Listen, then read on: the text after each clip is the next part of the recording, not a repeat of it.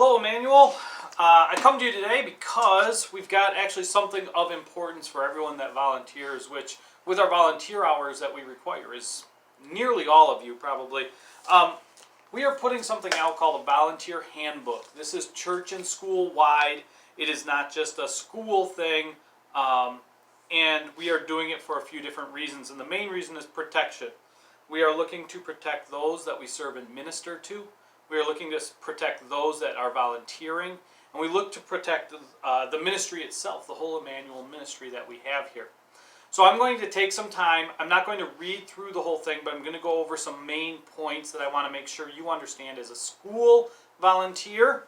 And then Nick Gottschalk, the president of our board of governance, is also going to be putting out a video going over it for the entire church and organization. If, for some reason, you happen to zone out or quit a little early, I want to make sure I get to this point. There is a link with this that provides the volunteer handbook. At the back of the volunteer handbook are two pages, pages 17 and 19. Page 17 must be signed if you are volunteering by January 31st. It must be signed and handed in. It's acknowledging that you've gone through the handbook and that you understand the handbook and everything that goes with it. On page 19 is the background check. A background check must be done at least every 3 years. If you have already had a background check done through us, then you're okay until that 3 years is up. If you have not, it is something that must be done. It costs Emmanuel $16 for every person that we do a background check for. There is an opportunity, and it says it here on page 17 towards the bottom, to donate that $16 if you would like, and we run it every time you do it. So if you want a background check done on you every year, you can do that with the $16. So those are two of the main things right now I want to make sure as far as logistically you understand. By January 31st, this, page 17, needs to be signed and acknowledged. Now, that being said, I want to take you through the handbook a little bit. This is the front page. We then have a page that talks about our mission, our vision, and our values. The mission, the actual mission of Emmanuel, is to touch hearts and transform lives. The reality is that we need to be able to do that within a cultural context, so we want to do it in what we now have as our culture and be able to do it as effectively as possible while, again, protecting the people we serve, ourselves, and the whole ministry. I'm going to walk you through kind of page by page. The first page I'm going to get to is page 6. It says volunteer boundaries. The main thing that I would like to point out is that for volunteer boundaries, it's about protection when others are present versus protection when no others are present. So when others are present, there are certain things we want to make sure that we are doing properly, but specifically when no others are present, between a volunteer and another volunteer, or a volunteer and youth. So as you read through volunteer boundaries, a lot of it will talk about making sure where you're meeting, when you're meeting with people, and situations with the opposite sex as well. The next page I'd like to go to is page 7. This is volunteer policies and procedures. A lot of them are emergency procedures, so we've got fire, evacuation, and tornado. The main thing that I'd like to touch on with these, and we should look through them and read through them and make sure we understand them, but the main thing is that when there is an emergency, as one of the leaders, we are to remain calm, organized, and we want to make sure that we have all of our youth or students that we are in charge of. The calmness goes back to, even though on the inside we may be freaking out about something that's happening, trying to stay calm, one, helps the others to stay calm, but two, it also helps us to think through and process the situation. Just like if someone were to make a 911 call, the person on the other end of the 911 call is maybe really panicky and having a hard time with it, the 911 person themselves always remain calm. Sometimes it can be even somewhat humorous when we hear the 911 people on the other side, but that calmness is important. Another thing that's on page 7 talks about our AEDs and first aid kits. We have 3 AEDs. The instructions are on there. In fact, I believe they are auditory. So we have one that is near the gym, and I'm just going to read exactly where it is. It's near the gym, above the drinking fountains. We have another one that's located in the commons area, and that's on the back wall near the phone. And then we have one more that is upstairs, which is across from the, if you're ever upstairs, you'll see the hand washing station. It's across from the hand washing station as well. So you know where those things are. I saw a note for myself that I didn't touch on right at the beginning, but I want to make sure I get to now before we go to the end. The volunteers that need to do this are any that interact with the children. Coaches are a big one. Classroom volunteers, especially for parties, is another big one. And then lunch and recess volunteers are people that we have every day. So coaches, classroom volunteers, lunch, recess volunteers are kind of those 3 areas that if you're volunteering in those forms, that you should be going through this volunteer handbook. If we take a look at page 8, it talks about social media and communication, especially with youth. I'm just going to read through the first couple of paragraphs here. It says social networking sites, texting, emailing, and other forms of electronic communication are a reality in the lives of most of our members and event participants.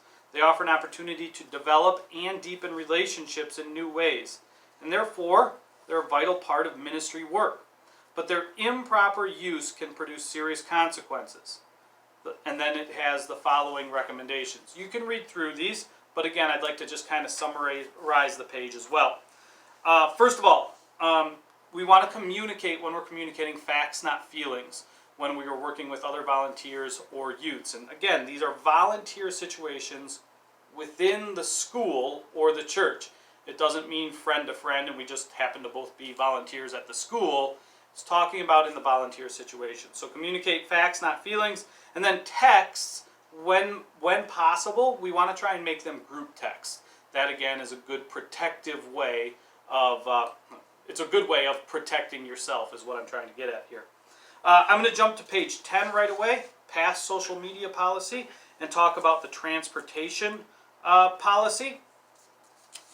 There are a few main ones here on the transportation policy. Again, just going to read the first paragraph for you. From time to time, we may be in a position to provide transportation for youth, and the following guidelines should be strictly observed. There's a number of things on here that are kind of common sense, but again, I want to point out 2 main ones in case you're just kind of sifting through to make sure we see. First of all, as much as possible, we want the members of the same gender, same sex, in the cars. We don't want members of opposite sex, especially if we can avoid it, and that we are supposed to go directly to our destination. We're not making unplanned stops as we get to our destination. And then I want to read number 10. It says, drivers must maintain a list of individuals riding in their vehicle. For longer events, meaning those that entail more than a day trip, drivers should gain vehicle's occupants emergency contact information. If we are driving on a trip, longer trip, we should have a list of who is in our vehicle, a written list, so that there is a hard copy of that. So I just want to make that one clear. If we go down further, it says one-to-one interactions with youth. So this is different than with youth. This is different than the transportation policy. So for one-on-one meetings, whether it be with youth or another volunteer, we want to, as much as possible, have meetings when others are present. So right now we're doing this in the office, but there are others present and there's a window in the office. And it's always good, even if people can't hear you, that others can see you and there's some transparency there. Youth volunteers must inform Emmanuel staff if they are having a one-on-one. So if I am a volunteer and I am meeting with a youth, an Emmanuel staff member must be notified so that we know what's going on.